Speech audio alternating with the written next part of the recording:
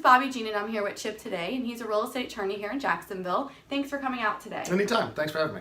Well, everyone knows it's January, and we're in tax season, and that means homestead. So what can you tell us about homestead, Chip? So in Florida, the way that homestead works is that Florida is very good about allowing you to have one property that you designate as your primary residence, and they award certain protections for that against creditors. They also have tax breaks for that. So the big one is a $50,000 tax break off of what is taxed on the property. So generally speaking, depending on the county and the millage rate, it's $700, $800, $900 a year that you can save on your homestead property. Okay.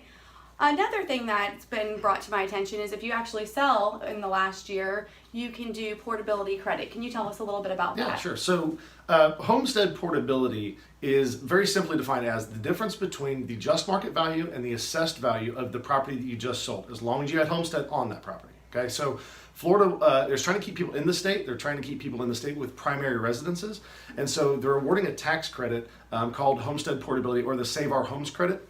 And so if you've sold recently, the rule with it is you have 2 years from January 1st of the year that you sold. So not 2 years from your sale dates. That part's a little tricky. So if you sold last year, you have until the end of this year to file for the homestead credit, the portability credit.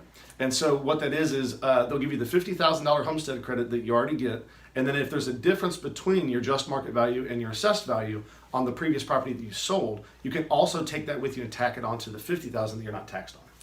Okay. So maybe you could just recap about some of the deadlines so people understand those. Yeah, so you have to be in the property by January 1st. Okay, so you have to buy the property. Moving in is kind of a gray area, but you have to have the deed of the property recorded by January 1st of the year that you want to take advantage of the homestead credits. And then you have to go down to the tax assessor's office for the county and actually file the paperwork by March 1st. Okay. Well, that sounds great. Is there anything else you'd like to say about any savings that people could be doing for tax season? Any savings for tax season? Have a good tax attorney. That's what I would. Well, that's great. Thank you all for listening.